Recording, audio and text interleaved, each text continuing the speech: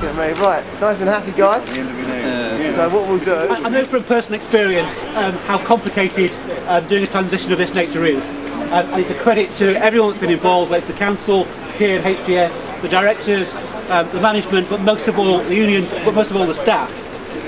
So I think whether you're answering the phones, whether you're repairing somebody's home, whether you're cutting the grass, maintaining our environment, it's the people here who make the biggest difference to how Harlow people feel about the town that I'm justly proud of. So I know that this has all been about doing a seamless transition, nearly seamless transition, to get to this point. But I hope that this will be an opportunity for renewed pride in Harlow and the work that we do. But I'd like to add my personal thanks to everyone that's been involved, and welcome to HTS. Significant day for Harlow and the services to the residents. Yeah, absolutely. This marks the formal transition from Kier to HTS, which is a company wholly owned by the council now. That will enable us to retain any surpluses from the operation for delivering council services. It will give us the flexibility we need, and I think it's the right decision. An enormous amount of hard work has got us to this point to do the transition. It's obviously a very complicated organisation with lots of compliance and licensing issues, all the vehicles and licences and all that sort of stuff. But great work by the directors, by the management, and all the staff involved in both the council and HTS. It's a fantastic day. What will the man in the street or the man in the house, what difference will they hope to see in the next week or year? Well, hopefully in the next week, none at all, apart from the logos and all the vehicles with HTS rather than Kier. The whole point of this was a completely seamless transition, that you shouldn't, apart from the logo, notice the difference. But over time, we are looking at how we can improve the services, and we'll have the opportunity, if this goes well, to reinvesting any surpluses that come out of the operation that would have gone to profit for a private company being retained, that will enable us to improve services.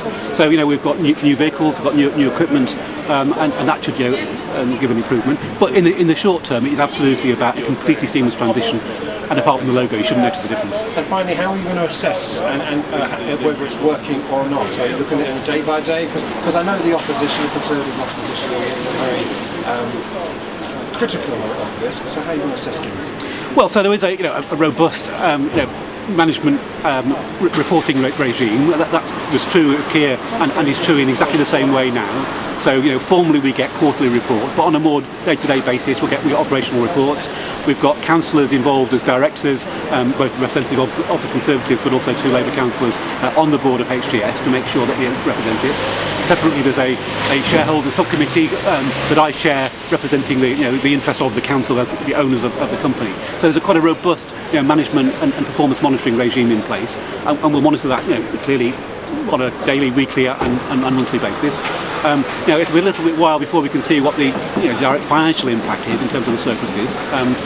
But I'm confident that the transition has happened very smoothly to date. All the systems are now live, and people are going out with transition of all the calls and what have you. All the IT's in place and what have you. So there'll be a careful monitoring of this, as there was in Kier, and as there will be going forward. John, for this exciting day for Harlow, isn't it? Most definitely, yeah. I think the town have got a company that's going to be dedicated to them, and hopefully lead the way in terms of providing high quality services. How long, let people know how long has this taken place, this transition? Well, I became Managing Director of HTS back last March. It's a strange proposition because at the same time as being MD of this new company, I'd agreed to continue with Kier to see it through to the end. So the transition between Kier, who finished as of last night, and HTS taking over today, I think it's been very successful. And the reason for that is because, if you like, people have had, a foot in each camp in terms of making it work. And I was going to say the staff look happy. We're all getting a quick breakfast this morning, but has the staff needed some convincing, or have you kept open line of communication? I think the relationships we've had with our employees and the trade unions that represent them, I think have been second to none. The trade union movement here work very closely with us and are dedicated to the town. Around 90% of our employees are Harlow people, and they really have a close affinity with the town because they live in the town.